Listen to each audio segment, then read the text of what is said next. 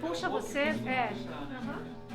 Senhor Patativa do Assaré, Senhor Patativa do Assaré, Senhor Patativa do Assaré, Senhor Patativa do Assaré, Dona Paulista, estou na Praça da Sé, Dona Paulista, estou na Praça da Sé. eu tô parado debaixo de um céu cinzento, eu tô parado preso no engarrafamento. Eu tô parado debaixo de um céu cinzento, eu tô parado preso no engarrafamento. Eu ligo o rádio, ouço o locutor dizendo que lá fora tá chovendo e a chuva não vai parar. Eu ligo o rádio, ouço o locutor dizendo que lá fora tá chovendo e a chuva não vai parar. Esse é o locutor, o senhor tem que me dizer dentro de mim quando é que vai chover. Esse é o poeta cantador, o senhor tem que me dizer dentro de mim quando é que vai chover. Dentro de mim quando é que vai chover. Dentro de mim. Eu me chamo Dinho Lima Flor e eu vim Eu me do chamo Vento Karen Forte. Menatti. Eu me chamo Eu vim Fabiana do Teatro Vasconcelos Vento Forte. Barbosa e eu vim Eu me da Casa chamo Laboratório Jonathan para as Artes Silva do Teatro. e eu vim Eu sou da Rodrigo Companhia Mercadante e São eu vim do Jorge de Teatro Vento Variedades. Forte. Meu nome é William Guedes. Bom, meu nome é eu venho Rogério do Teatro Vento Tarifa. Forte. Eu me Eu chamo fazia Thaís parte da Pimpão Companhia e São vim do Jorge de Teatro Vento Variedades. Forte. Eu sou Lilian de Eu sou Lima Leandro Goulart e vim do da Teatro Escola Vento Livre Forte. de Teatro de Santo André. Eu me chamo de Eu sou a Areias Clara Koch e e eu vim vim do da Teatro Unicamp. Vento Oi, Forte. meu nome é Flávio Barolo, Eu sou eu Marcos vim da Coim Companhia Mamba de e Artes. vim do Eu sou Teatro Cris Vento Razek, Forte. vim da Companhia... Eu sou Silvana Marcondes. Meu nome é Tiago E vim Claro da França, Casa da Lapa eu vim e da de outros Escola Livre grupos de teatro. E do Teatro Vento Forte. Eu sou o Lucas Vedovoto e eu vim, sou e estou no Tijolo. Eu sou o Alessio César, nasci e fui malcriado na Companhia do Tijolo. Meu nome é Vinícius Prado Ramos e eu vim do Movimento Vadiadista Brasileiro, onde eu sou conhecido como diretor de risadas.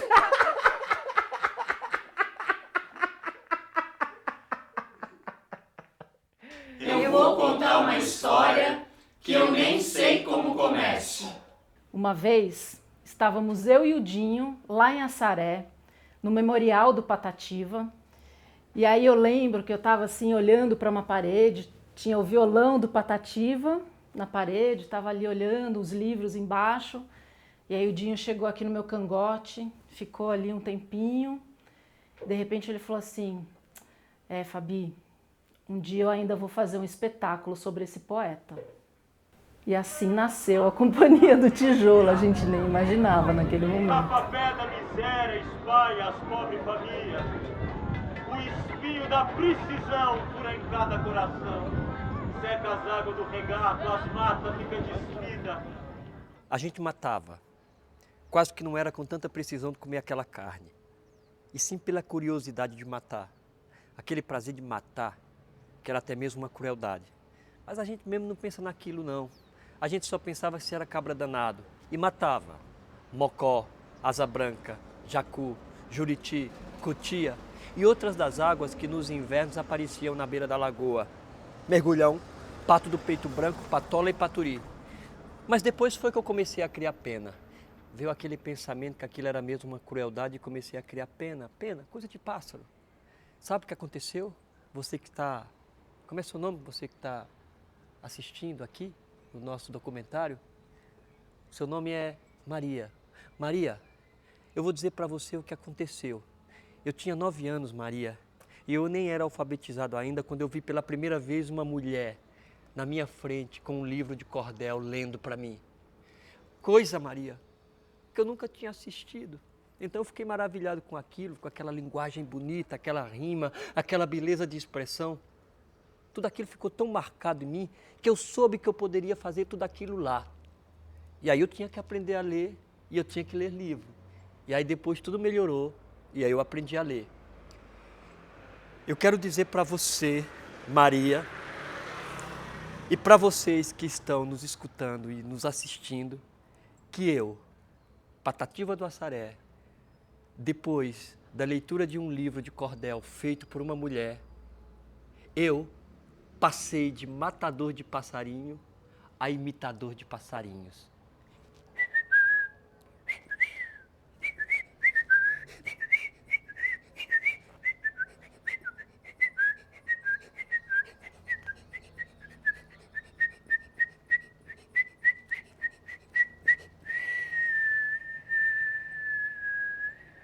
Guerreiros, cheguei agora, Nossa Senhora é nossa defesa. Guerreiros, cheguei agora, Nossa Senhora é nossa defesa. A noite era tão turva que não havia uma luz acesa. Touro e cavalo brabo não se amansa, touro e cavalo brabo não se amansa. Eu não tenho medo, eu não tenho medo. Eu saí da mata de manhã bem cedo. Eu não tenho medo, eu não tenho medo. Eu saí da mata de manhã bem cedo. É impossível separar o trabalho da Companhia do Tijolo da poesia. Né? Quer dizer, da matéria poética, porque a companhia começa com 3 trabalhos baseados na obra de 2 poetas. Né? Os 2 primeiros trabalhos, que são o Concerto de Espinho e Fulô e o Cantilá, que eu canto cá, são em cima da obra e da vida do Patativa do Assaré, e o segundo trabalho é em cima da vida e obra de uma peça específica do Federico Garcia Lorca. Então, quer dizer, a gente já nasce com a poesia por dentro. Né? Não teve a priori uma decisão de trabalhar em cima da poesia. Quer dizer, isso veio naturalmente, é quase que uma decorrência natural da natureza das pessoas envolvidas no grupo. Né? A gente trabalhar com a música, a gente trabalhar com a poesia. E veio com muita naturalidade. E quando eu penso na importância da poesia, é mais do que a gente dizer poemas nos espetáculos, o que a gente efetivamente faz, mas mais do que isso, é quase como se fosse uma relação poética com a vida. É quase uma maneira da gente criar, e uma maneira da gente pensar, e uma maneira da gente se expressar. Poesia que seja feita para comunicar com o outro. A poesia como forma de agregar plateia e artistas num mesmo coletivo, né? Para que todo mundo possa viver uma mesma experiência estética, ética, política. Então é quase um jeito de encarar a vida que a gente leva para dentro do palco e para a nossa construção. De tal modo é que eu jamais negá-lo poderia.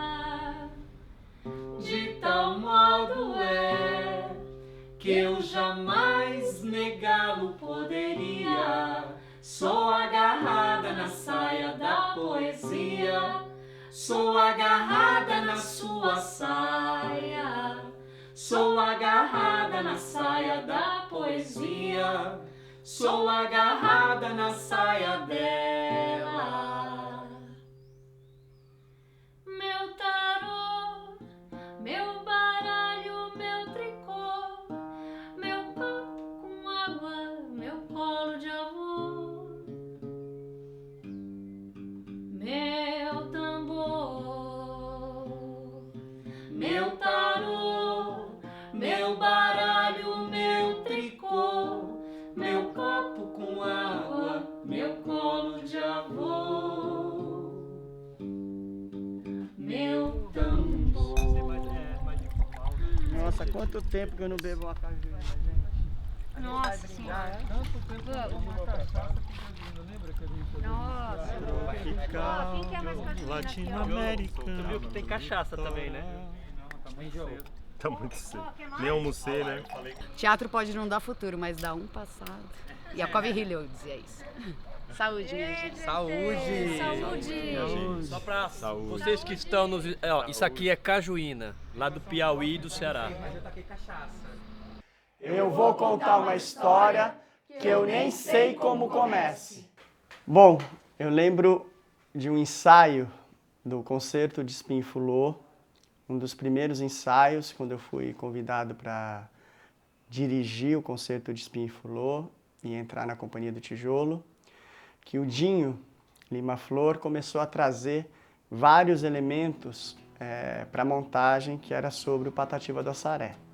Então ele trouxe sinos, aqueles chocalhos, né, lá do Nordeste, trouxe chapéus, panelas de barro, vários elementos para a gente começar a criar o cenário.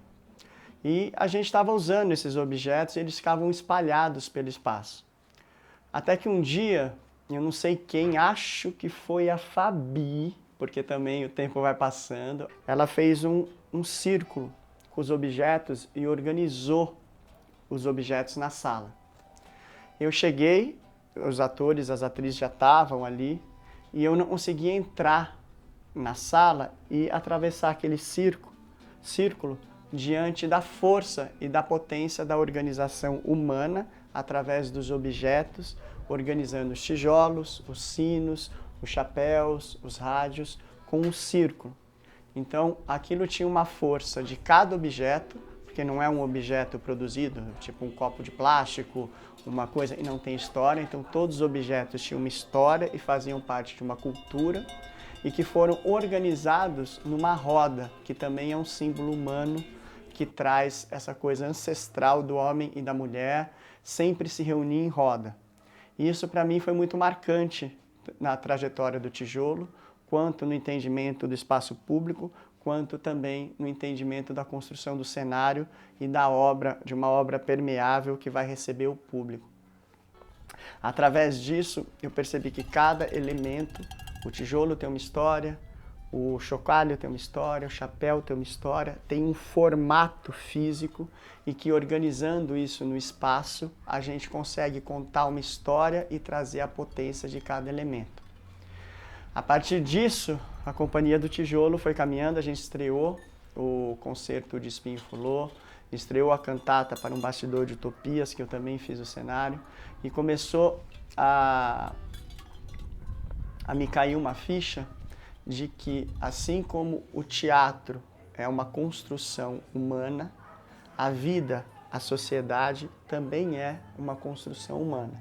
E quando a pessoa, o público, assiste um espetáculo, ele precisa perceber de uma forma bem desvelada que aquela peça, aquela obra é uma construção humana e que aquilo está sendo feito, construído, construindo e desconstruindo aos olhos do público. Então ele assiste aquilo e ele faz uma conexão com a sociedade e com a sua vida, que o teatro é uma arte coletiva, as pessoas chegam e também o público também é criador e criadora daquela obra, naquele ato utópico daquele momento, e que na vida dela, pós-espetáculo, ou durante o espetáculo, ou 3, 4 dias depois, ela vai fazer uma conexão de que se aquela obra está sendo construída, se aquele momento está sendo instaurado ali, modificado e transformado, ela também pode modificar, transformar, dialogar com a sociedade. Então as coisas na sociedade, elas não estão estabelecidas. Um prédio gigantesco, ele não está ali para sempre. Um preconceito não está ali para sempre. A gente pode modificar. Eu fiquei pensando que o teatro é feito de instantes, né? E esses instantes é que fazem a eternidade. Então, estar com essa companhia, com essas pessoas, com esses amigos, é um pouco também territoriar-se de poesia, de música e desse coletivo que, para além dos espetáculos, tem uma história junto de parceria, de viagens, de momentos, que eu acho que tudo isso traz uma potência maior ainda para a cena. A gente é feito de instantes e que mesmo, daqui a pouco a gente não está aqui, mas que a história fica. E é isso que torna esse reboliço de almas, esse encontro de almas, um lugar tão potente e feliz.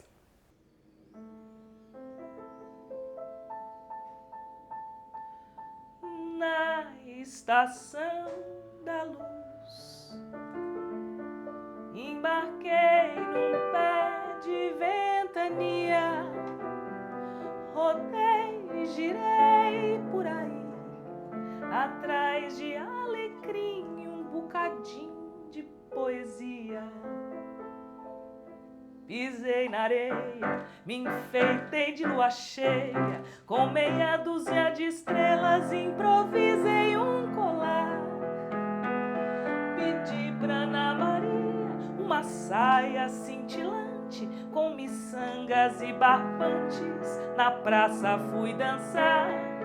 Quando olhei ao redor, chorei, chorei, eu não estava só.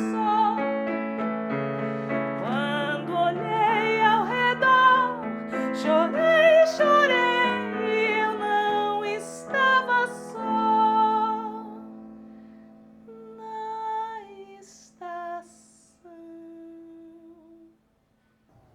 Somos filhos da época, e toda época é política.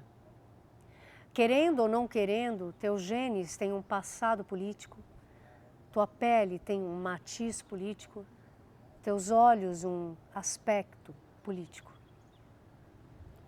O que você fala tem ressonância, o que você silencia tem um eco, de um jeito ou de outro, político. Liberdade, liberdade, queira-te eu tanto e de tal modo em suma que não existe força humana alguma que essa minha paixão embriagadora tome. E que eu, por ti, se torturado eu for, eu possa morrer feliz, indiferente à dor, a sussurrar o teu nome. Liberdade. Poema de Carlos Marighella. Liberdade, que dependendo do contexto em Libras pode significar também democracia. A aurora de Nova York tem 4 colunas de lodo e um furacão de pombas que explode as águas podres. A aurora de Nova York geme nas vastas escadarias a buscar entre as arestas angústias indefinidas. A aurora chega e ninguém em sua boca recebe, porque ali nem a esperança nem amanhã é possível. Os que primeiro se erguem, em seus ossos adivinham que aqui não haverá paraíso, nem amores desfolhados. Só números, números, números, números, números, leis e o lodo de todo este esforço fracassado. A barulheira das ruas sepulta a luz das cidades.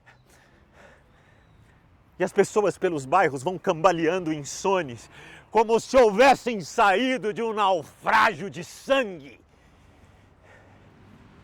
Por las ramas del laurel van dos palomas oscuras. La una era el sol,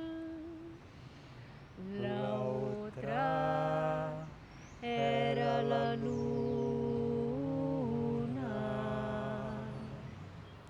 Vicinita le dije, ¿dónde está mi sepultura?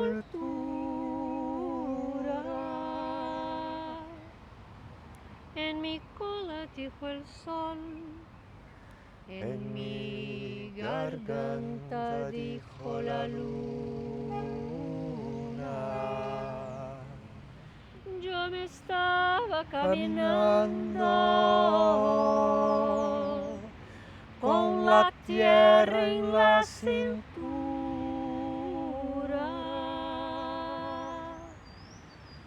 La una era la otra, la otra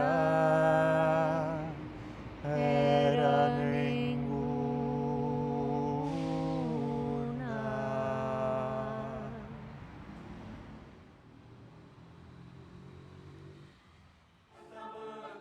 Quando a gente começou a montar o Cantata para um Bastidor de Utopias, e a gente, no meio da nossa pesquisa, tentando pensar como desenvolver esses personagens, né? Então, mesmo a gente tendo esses personagens, a Yara Avelberg, a Mariana Pineda, o Manuel, o Lorca, né? A gente não conseguiria alcançar, porque a gente não passou por essa dor, né? Então, como contar essas histórias com essa força? E muitas pessoas davam depoimentos, contavam a sua história. E uma dessas pessoas foi a Rosalina Santa Cruz. A história da peça é muito interessante, porque a peça começa com o texto, né, do Frederico Garcia Lorca, e depois ela se desenvolve e no terceiro ato tem uma mesa. Então, as pessoas voltam ao teatro e dá montada uma mesa com convidados, que são escritores, políticos, militantes, que sentam na mesa e com vinho, partem um pão e junto com os atores discutem um tema da conjuntura política. A mesa ela faz com que uma inovação no teatro, porque faz com que a peça, o espetáculo seja único. Em cada dia ele tem uma mesa diferente e temas diferentes de discussão e pessoas diferentes discutindo. A peça é de uma linda, nos traz uma emoção muito grande. Para mim, que sou familiar de um preso político, né, de um jovem assassinado pela ditadura. Chamou muito a nossa atenção, né? A gente ficou bastante chocado assim, com a riqueza de detalhes que ela trazia. E a partir daí ela virou uma convidada permanente assim, da nossa cena da mesa, né? Em 2017, acho que foi 2017, a gente também criou junto com, na época que surgiu o núcleo musical, também surgiu um estudo chamado Dionísias, que era um estudo sobre os feminismos. Então a gente convidou algumas outras mulheres também para trazerem temas específicos, e dentre eles a Ivone Gebara, que é uma figura ímpar e que precisa ser muito conhecida, uma figura viva. A gente tem que celebrar e conhecer as figuras que estão vivas aqui no nosso país. E a gente conheceu a Ivone através de um amigo em comum, o Eduardo Brasileiro, que foi assistir o Avesso do Claustro. A Ivone trabalhou com Dom Helder durante um tempo e a gente acabou se aproximando. Ele falou que a gente precisava conhecer essa figura, que é a Ivone, e ela se aproximou da gente. Foi uma sorte nossa de tê-la por perto. E ela acabou sendo a orientadora da gente nesse processo do Dionísias também, né? A gente fala que o Tijolo tem algumas madrinhas e padrinhos, e a Ivone Gebara, ela é uma madrinha nossa. E acho que para finalizar eu posso pensar aqui que o afeto nos nossos processos, ele é muito junto com as nossas escolhas para a criação. A escolha, quem está com a gente tem que, passar pela questão afetiva. A Ivone fala muito isso, trouxe muito essa questão do afeto como uma questão política. O afeto é político, né? Então a gente, na nossa massa de criação, ela passa também pela questão afetiva, essa construção de laço nosso. É um laço de criação, mas também é um laço de amizade, também é um laço de encontros, é um laço de muita história, né? Um brinde pra Ivone! Salve, Ivone! Olha aqui! Vamos brindar, Ivone! Obrigado! Tchau, obrigado, querido! Viva Ivone!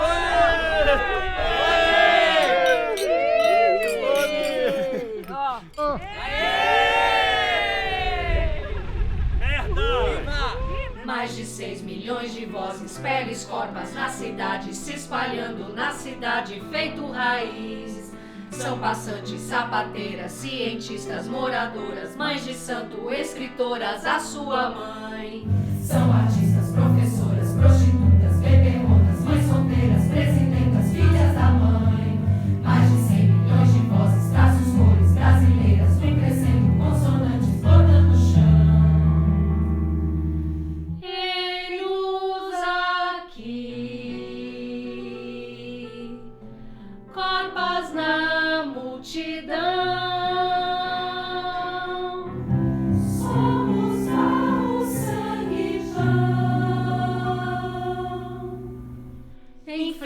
Patati.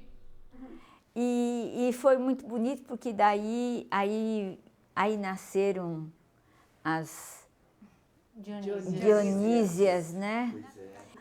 Mas aí a gente começou a perceber que as grandes figuras que a gente mostra no teatro, na realidade elas são grandes porque existem outras grandes que ajudaram ela a ser grande, né? Sem os pequenos, os grandes não vão ter história e não tem história, né? E aí foi bonito, porque aí com as Dionísias a gente estudou feminismo, né? A gente contou um monte de coisa, né?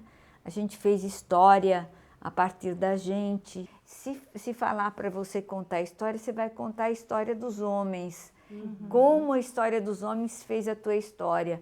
Mas como é que você mesmo entende a sua história, né?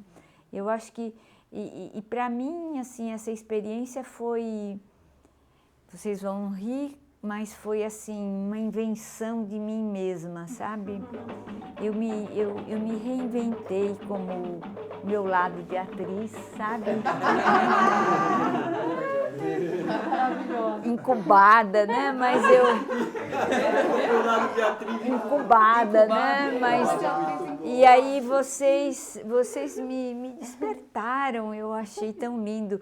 Teve um sarau que a gente fez e eu me senti a própria gloriosa, né? Você preparou uma cena. Eu preparei uma Foi. cena. E eu amei vocês porque vocês eram uma parte de mim que eu não tinha desenvolvido, né? E aí eu toda vez falo tijolo. Eu já falei até, dei uma palestra em francês, falei La Compagnie de la Brique. Desde que eu conheci vocês fazem parte da minha biografia, né? E eu fico me perguntando se eu também não sou vocês, né? Né? E eu falando de vocês, eu estou falando de mim também, né? E teve uma coisa também, assim, que você trouxe, né? E que a gente incorporou no espetáculo, muitas coisas, na verdade, mas tem uma que me marcou muito, que foi o Santa, né? Sim. O Santa. Sim. Que a gente cantava os santos, e aí você falou alguma coisa, você trouxe. Sancta. Sancta. É.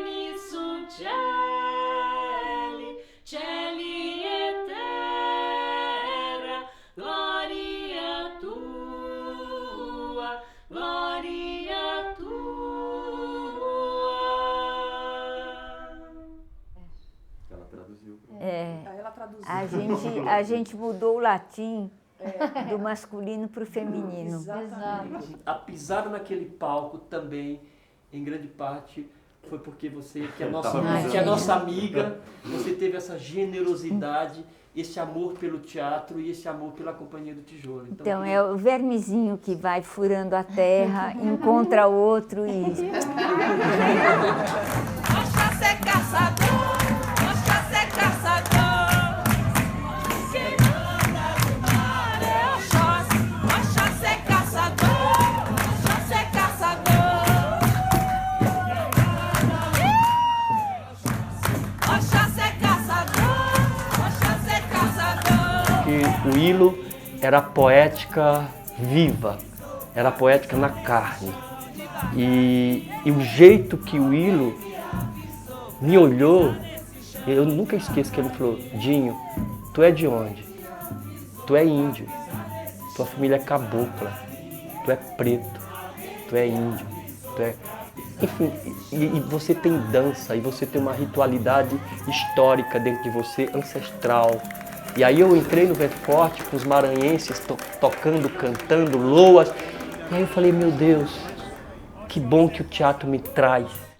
Os olhos tristes da fita, rodando no gravador, com a moça cozendo roupa, com a linha do Equador, e a voz da santa dizendo, o que é que eu tô fazendo? Cai em cima desse andor. A tinta pinta o asfalto, enfeita a alma, motorista é cor, na cor da cidade, batom no lábio nortista. O olhar vê tons tão sudestes, e o beijo que vós me nordestes, arranha-céu da boca paulista. Cadeiras elétricas da Baiana, sentença que o turista cheire, e o sem amor, o sem teto, o sem paixão, sem alqueire.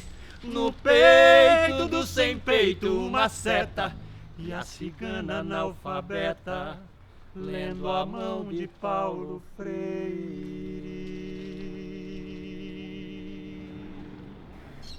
O nome Companhia do Tijolo, ele veio como inspiração da palavra geradora do Paulo Freire, do educador Paulo Freire.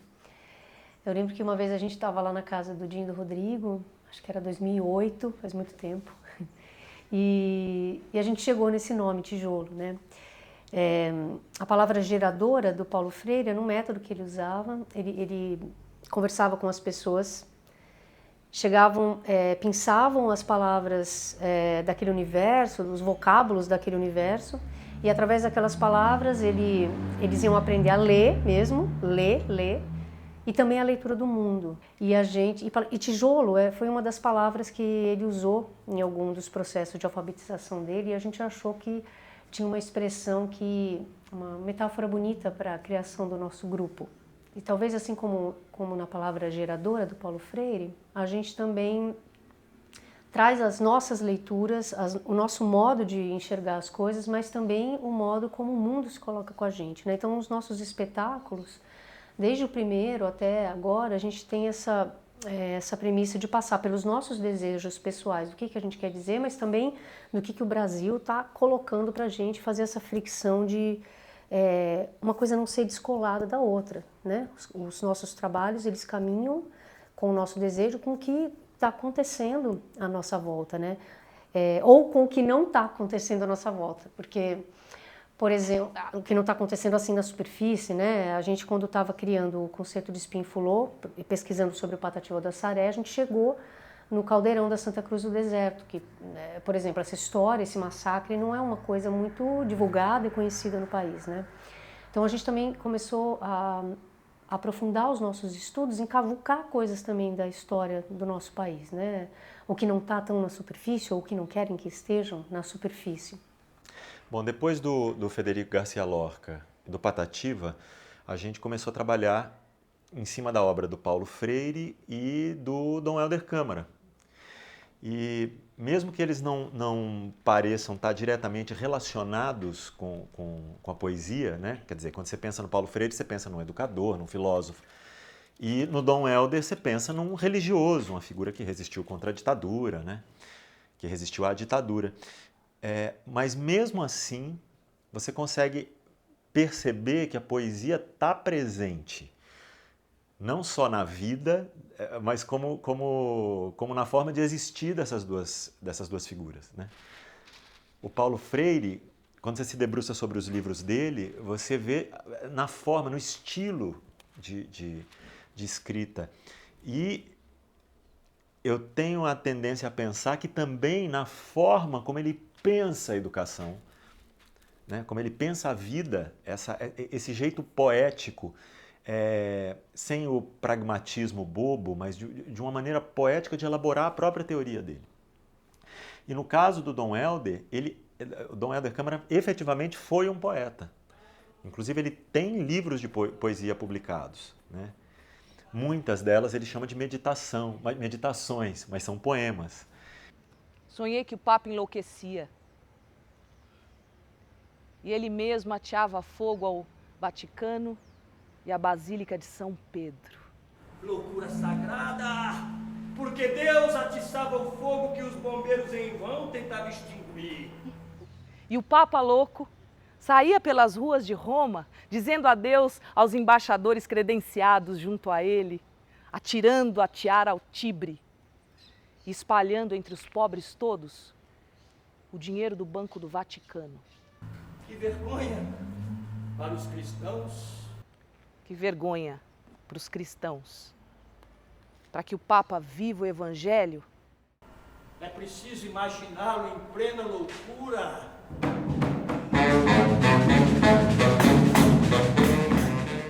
Não receba só a hóstia, vá pro bloco, vá pro bloco. Não maldigas o terreiro, não blasfemes o altar. Tudo é terreiro de Deus, e Zeus o quanto pan de Oxum. Chute que eu já vou, chute que eu já vou pisar lá na morada de Xangô. Se rasgar, só se rasgue pelos dois.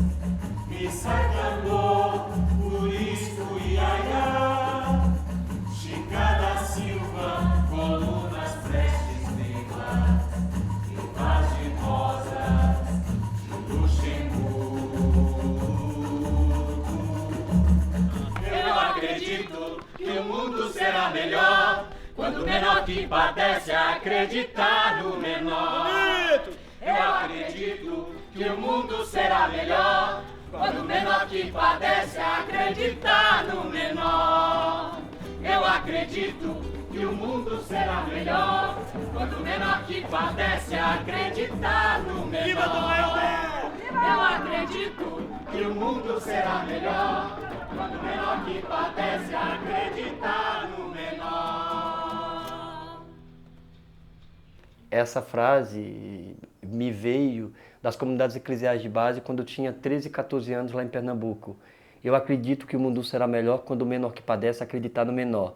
E um dia eu conversando com minha mãe, recentemente, ela falou assim, mas meu filho, não é quando o menor que padece acreditar no maior? Eu falei, não, mamãe, veja só, eu sou pobre, a senhora é pobre, somos trabalhadores, não somos? Somos, meu filho. E o latifundiário que mora aqui do lado, ele é maior socialmente, não é? Ele tem mais grana. É, meu filho. A senhora vai acreditar nele ou em mim, que sou um operário igualzinho, sou um trabalhador igualzinho à senhora. Então, ela falou, agora eu entendi. Menor com menor dá maior. Então, eu queria falar disso, que a minha mãe entendeu essa questão e por isso que eu trouxe essa canção, porque remete a Dom Helder Câmara, remete às comunidades eclesiais de base. Foi lá onde eu via pela primeira vez, tinha 13, 14 anos, e alguém falava, temos direito, temos que ter dignidade, a gente não pode ser pobre, a gente não pode ser miserável, temos que ter dignidade, temos que lutar, a terra é de todos, o banquete tem que ser de todos, todos têm que comer na mesma mesa, com igualdade. E eu ouvia igualdade, ouvia sobretudo igualdade, sobretudo em relação à terra. A terra tem que ser para todo mundo. Se a terra foi Deus quem fez, se é obra da criação, deve cada camponês ter uma faixa de chão. Isso é do Patativa do Assaré, que logo na frente eu peguei esses versos. O que eu quero dizer é que as comunidades eclesiais de base me ajudou a me entender no circuito do mundo. Quem eu sou, o que eu queria ser e o que eu poderia lutar para que eu fosse. E não era uma luta individual, era uma luta coletiva, evidentemente. Isso é um movimento de base.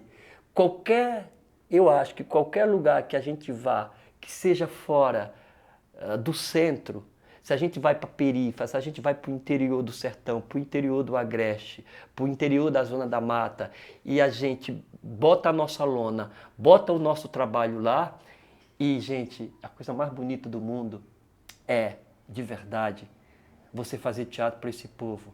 Porque esse povo tem uma capacidade de observação tão forte, tem um olhar tão dilatado, uma vez que nunca viu isso. Quando vê, um espetáculo feito Patativa do Assaré, feito Avesso, feito Cantata, né, o Ledores no Breu, as pessoas dizem pérolas que nos fazem refletir. Quando a seca no sertão, ao pobre falta feijão, farinha, milho e arroz. E foi isso que aconteceu. Muita gente morreu na seca de 32. Eu lembro que uma senhora, eu não sei que cidade, depois que assistiu um espetáculo da gente, não sei se foi concerto, mas no final desse espetáculo, essa senhora me falou: olha, meu filho, depois que eu assisti vocês, hoje é o dia que eu vou sonhar melhor. É o teatro. A gente só sabe alguma coisa quando você vai para o outro, quando você de verdade diz: o meu trabalho tem que estar no outro e o outro tem que estar em mim. E um passa por outro e a gente se olha. O teatro é se olhar e se escutar. O Tijolo, a gente tem gente do país todo, né? Tem gente de Vitória, tem gente de Minas Gerais, de Pernambuco, daqui de São Paulo, de outras cidades do estado de São Paulo. Então é uma mescla de gente. A gente tem um pensamento muito parecido em como a gente compreende o mundo, ou a gente gostaria que o mundo fosse. Mas as nossas raízes são distintas ali. Então a gente tenta aproveitar e pincelar como que é o chão que cada um pisou e trazer isso como esse caldo para a nossa criação, para o mote dos nossos espetáculos também, né? Eu vou contar uma história que eu nem sei como comece. Eu vou contar uma história que eu nem sei como comece. Para mim, uma das coisas que mais prende o meu pé no teatro, entre tantas outras éticas, estéticas, políticas, é que o teatro ele é efetivamente a arte do encontro, né? E essa possibilidade de viajar e conhecer outras pessoas e encontrar. Em 2015, a gente fez uma turnê Brasil de Tijolo e a gente pegou um ônibus lá em Fortaleza e foi descendo pela costa e pelo interior do Brasil, né? Sempre numa capital e numa cidade do interior dos estados. E eu tive a chance, a felicidade de poder compartilhar com o Theo e com o Miguel essa experiência do encontro que o teatro nos proporciona, né? De estar em diferentes lugares, conhecer diferentes pessoas, viver, experimentar diferentes modos de estar no mundo, de se relacionar com o mundo e com as pessoas. E eu pude compartilhar com os meninos isso, a gente viajando ao longo do Brasil. A Companhia do Tijolo também proporciona, por ser tão acolhedora, né, das pessoas que estão em volta, que não estão necessariamente diretamente relacionadas ao trabalho, foi uma experiência incrível. Também participava dos espetáculos com minha mãe, às vezes ela não estava em cena e eu estava, e foi algo bem marcante, bem legal para mim.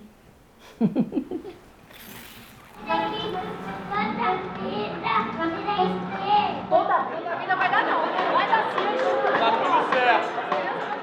Aí quando teve essa terceira viagem, eu falei, caralho, mano, tipo, pô, tem os equipamentos, tem tudo, por que não gravar isso? Eu acho que é muito importante gravar e aproveitar essa oportunidade. Porque o Alessio me chamou, que ele tinha feito essas viagens, ele falou assim, Vina, agora me ajuda a construir um roteiro para fazer isso, para ter uma coisa organizada, uma direção. E aí eu montei um roteiro, uma pauta no final do dia, né, pra gente levar o que a gente queria colher de depoimento. Não, e foi muito doido porque eu tava no meio, tava vivenciando várias cenas, eu tinha que montar o espetáculo, desmontar, além de fazer toda essa parte de cenografia, de montagem, desmontagem, logística, porra, velho, que não é fácil, é puxado.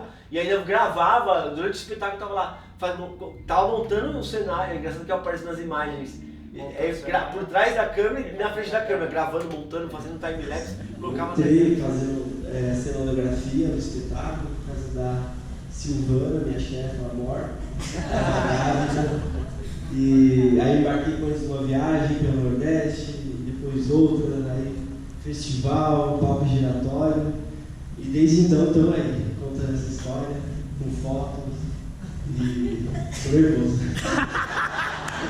O teatro, quando você está ali no palco, o ator, ele dá as imagens através da palavra do corpo E o audiovisual, nesse formato documentário que a gente acabou construindo, estando lá no Nordeste, que é a fonte de inspiração das peças de tijolo, a lente ali registrando assim, a vida mesmo acontecendo ali, a gente foi lá e colheu essas histórias, reescreveu essas histórias. A família do Patativa, né? E conhecendo um poeta em cada cidade. E aí, o Tijolo, por ser uma companhia de teatro que a arte valoriza a arte da presença, tem muita troca, bebida, público, mas ter esse registro, de certa forma, a gente conseguiu, nesse filme, ter essa sensação que o Tijolo tem no palco, de troca, a gente conseguiu trazer para a tela essa troca. Eu acho que esse que é o poder desse filme. E a gente buscou isso, né? Buscou pegar não só a galera do Tijolo falando sobre isso, mas pegar as pessoas que estavam sentindo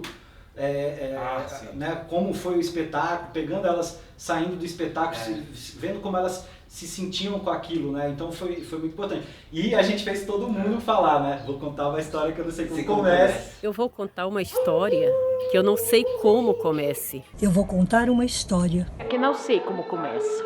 Vou contar uma história que eu nem sei como comece. Eu vou contar uma história que eu não sei como comece. Vou contar uma história que eu nem sei como comece. Eu vou contar uma história que eu não sei como comece. Eu vou contar uma história que eu não sei como comece. Eu vou te contar uma história que eu não sei como comece. Porque vinho é bebida que se toma assim, junto, nunca sozinho. Porque a uva não é como a laranja, não, que nasce uma aqui, outra colar. Uva é cacho, uva é punhado. Saúde! Saúde!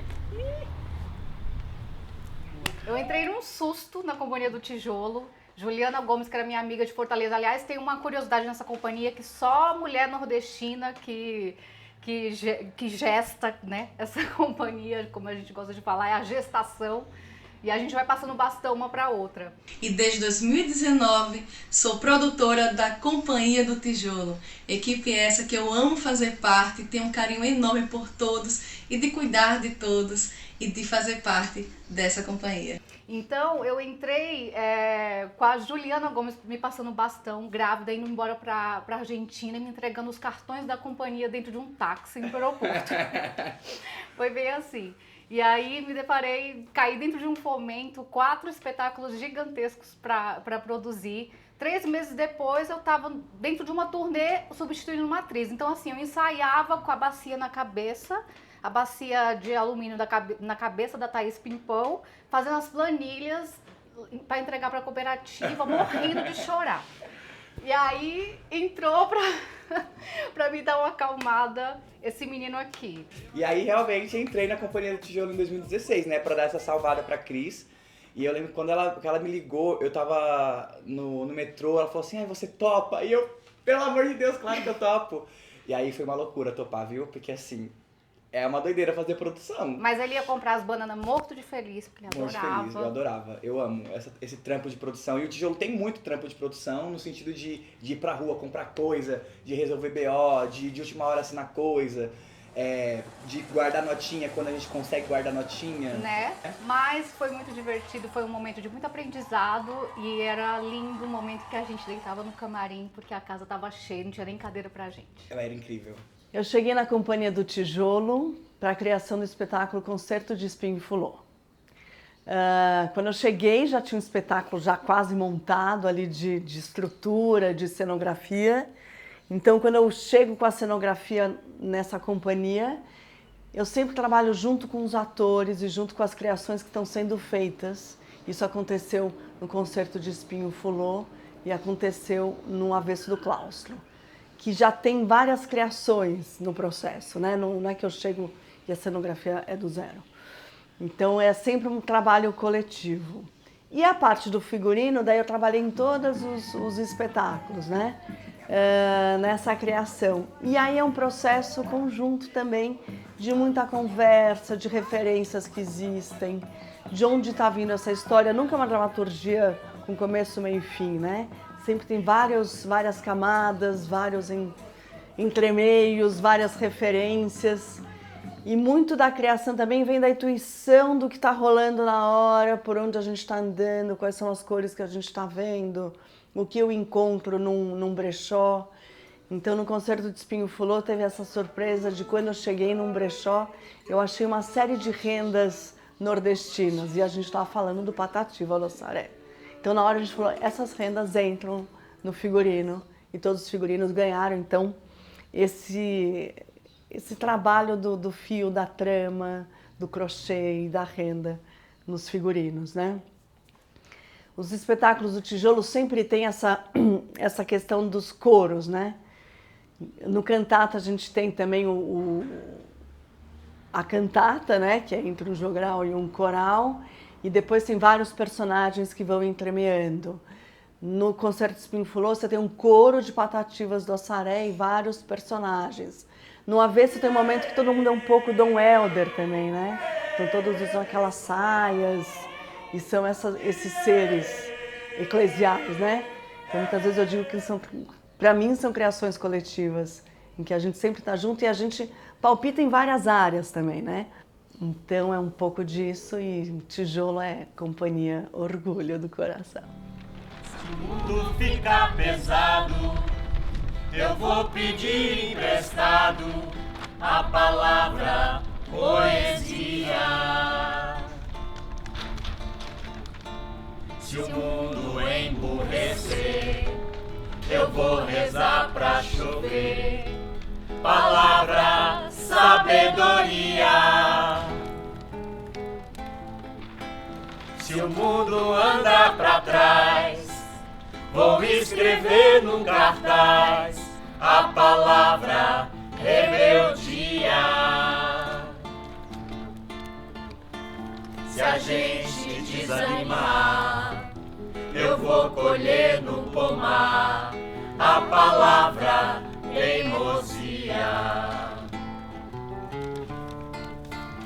E se acontecer afinal de entrar em nosso quintal a palavra tirania, pegue o tambor e o ganzar, vamos pra rua gritar a palavra utopia. É uma coisa que eu acho importante nessa coisa de fazer música para teatro, compor canções para o teatro, uma coisa que eu aprendi no Tijolo, aprendi trocando com o William. Eu gosto de pensar assim, quando eu estou fazendo música para o meu trabalho solo, para o meu disco, para o meu show, quem manda é a minha cabeça de compositor. Agora, quando eu estou fazendo música para teatro, quem manda é o teatro. E é interessante que a gente, junto, tem mais composições feitas para teatro do que composições assim espontâneas, né? Para a vida, né? A gente está sempre envolvido na composição de músicas que têm uma finalidade. Cantamos porque somos militantes da vida e porque não podemos, nem queremos deixar que a canção, que as expressões, que o teatro se torne cinzas. Mário Benedetti! As suas músicas que você faz sozinho, em geral, elas têm essas duas possibilidades. Elas têm um contexto dentro do espetáculo, mas elas servem como música na vida também, eu acho. Né? Eu acho que é o caso do Alerta Desperta, Ainda Cabe Sonhar. E é engraçado, você falou do Ainda Cabe Sonhar, aí eu lembrei que essa música, a cantata já estava praticamente pronta, né? A peça estava pronta, a gente já tinha estreia marcada, olha que louco. Mas faltava essa música para chegar no teatro, porque a gente começa a cantata do lado de fora. Então faltava música para entrar no teatro. E aí um dia eu cheguei mais cedo no espaço, peguei o violão e achei um caminho, né? Aí quando o William chegou, quando o Rogério chegou e todo o elenco chegou, eu mostrei, partilhei a música e aí sentimos que estava pronta, né?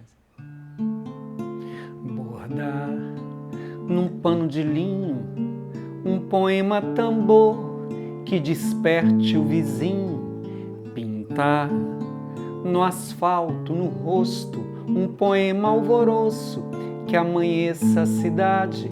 Dançar com tamancos na praça, cantar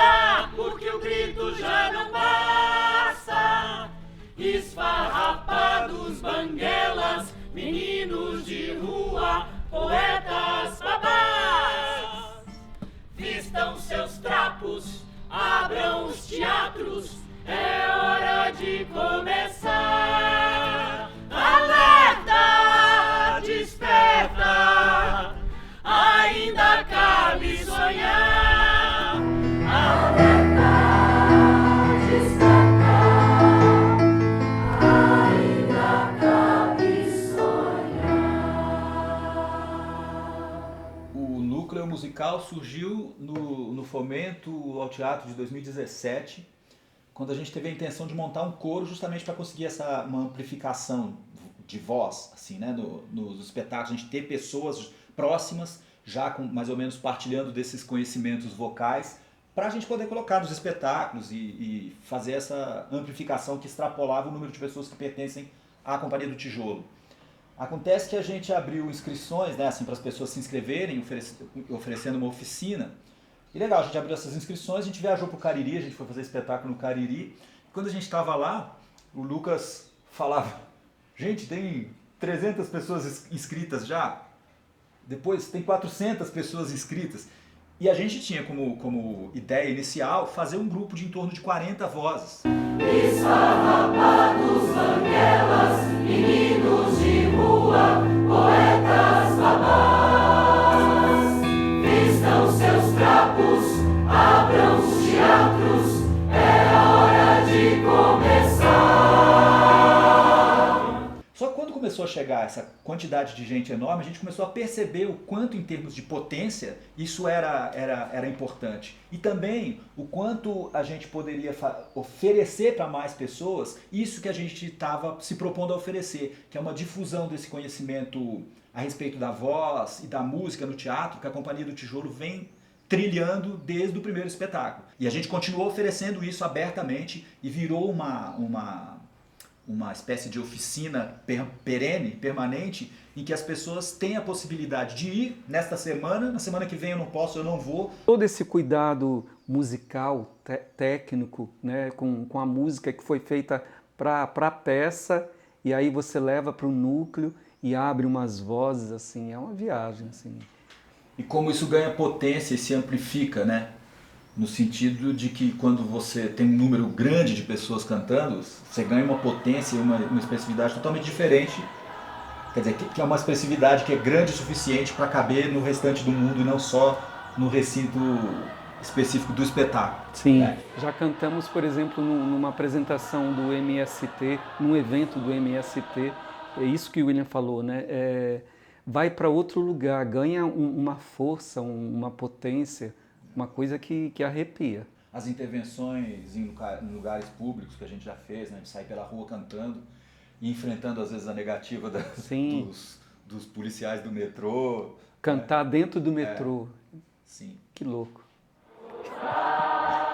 Um banho de linho, um poema de amor, que desperte o vizinho, pintar no asfalto e no rosto, um poema alvoroço, que amanheça a cidade, dançar com tamancos na praça, cantar porque o grito já não basta, esfarrapados, banguelas, meninos de rua, poetas babás, vistam seus trapos, abram os teatros, é hora de começar. Alerta, desperta, ainda cabe sonhar. Alerta, desperta, ainda cabe sonhar.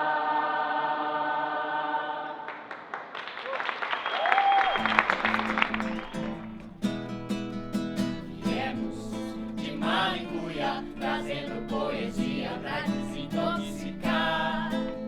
Ela que aperta e risca a bunda da pátria, tropeça em plena sala e derruba o jantar. Viemos de Malicuia, trazendo poesia pra desintoxicar. Ela que aperta e risca a bunda da pátria, tropeça em plena sala e derruba o jantar. Ai, ai, meu bem, eu tô alimentar. Traz a zabumba, cadê meu trombone? Sem poesia não consigo respirar. Eu tô com fome, me dê um verso, quero me alimentar. Traz a zabumba, cadê meu trombone? Sem poesia não consigo respirar.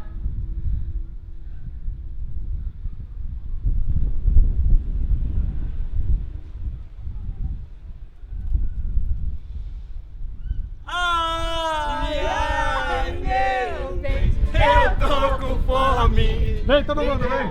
Quero me alimentar. Aqui, traz a zabumba, cadê meu trombone? Sem poesia não consigo respirar. Ai, ai, meu bem, eu tô com fome. Me dê um verso, quero me alimentar. Traz a zabumba, cadê meu trombone? Sem poesia não consigo respirar.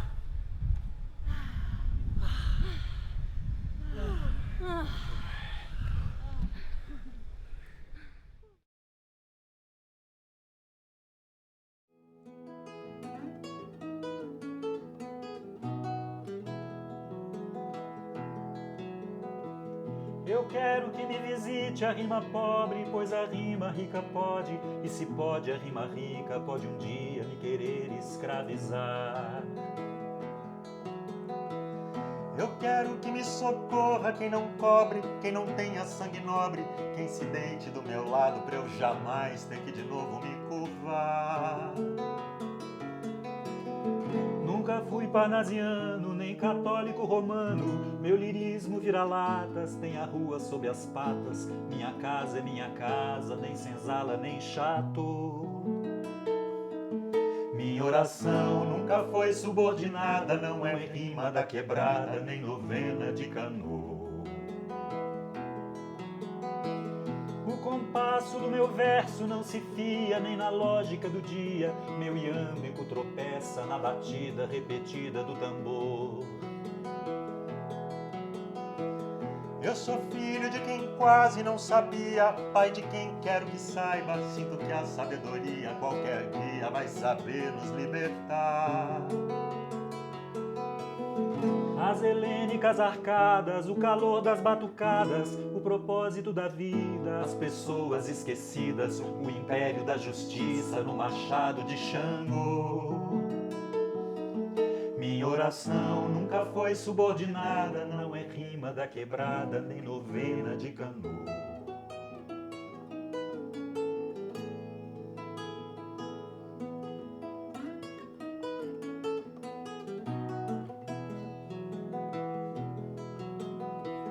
O compasso do meu verso não se fia nem na lógica do dia. Meu iâmbico tropeça na batida repetida do tambor.